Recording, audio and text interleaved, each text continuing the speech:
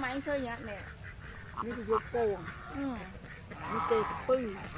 hai cái chai cái này xí đang tới mà cái bọc lật em mặn chân tới mà anh khơi nhẹ bây giờ bỏ hẳn nó cái gì về thôn được cái nào bây giờ ở đây chân nó không nâng nào đi giúp nhà ăn thua đi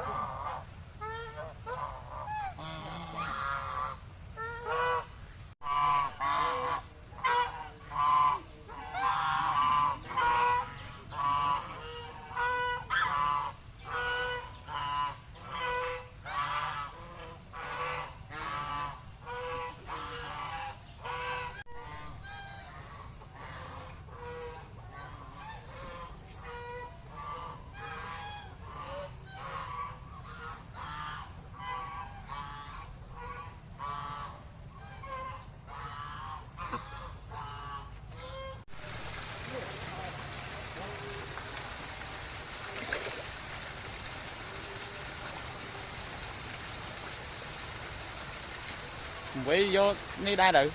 bay đai đự